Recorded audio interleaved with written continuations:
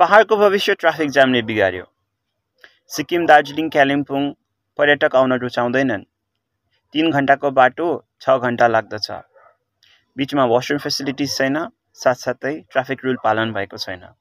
म अमृत छेत्री तपाईलाई स्वागत गर्छु मेरो मिनी ब्लगमा। जागरुक जनता भएको कारणले गर्दाखेरि म तपाईहरुलाई एउटा सानो निवेदन गर्न चाहन्छु। यो कुरा चाहिँ तपाईहरुले शेयर गरिदिनुहोस् है। लाइनमा नबसेर बीचबीचमा गाडी घुसार्ने, झन भिड लगाउने, जाम बनाउने, एक घण्टा गर्दै गाडी छोड्दा इन्टरभ्यू, बस, ट्रेन, फ्लाइट सब मिस हुने। सिलगढी जाँदा पनि दिन बिराउनु पर्ने।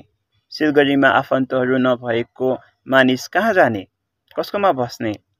राति ढिलो भए गाडीको भाडा डबल तिरेर आउनु पर्ने। नेपालीहरूको भविष्य छैन। बाटो बनाउनु 2 वर्ष लागे, गोर्खाल्यान्ड बनाउनु 200 वर्ष लाग्दैन र? के लाग्छ तपाईहरुलाई? यो भिडियो मैले बनाउनु सही हो या गलत हो? यदि मैले केही गलत बोलेको छु भने म क्षमा माग्छु है। मैले देखे अनुरूपमा त्यहाँनिर काम गर्ने व्यक्तिहरू एकदमै कम्ती भएको है। आज हाम्रो नेपाली भाइ बहिनी, दाजु दिदीहरू चाहिँ यहाँबाट काम गर्नको लागि बाहिर जान्छ। अब यहाँ त काम छैन हैन, बाहिर पनि काम जानुको लागि इन्टरभ्यू दिनु बस्नु जानुपर्छ र इन्टरभ्यूमा पनि बस्नुको लागि टाइममा पुग्नुपर्छ। अनि कोही बेला फ्लाइट मिस हुन्छ, कोही बेला बस मिस हुन्छ है।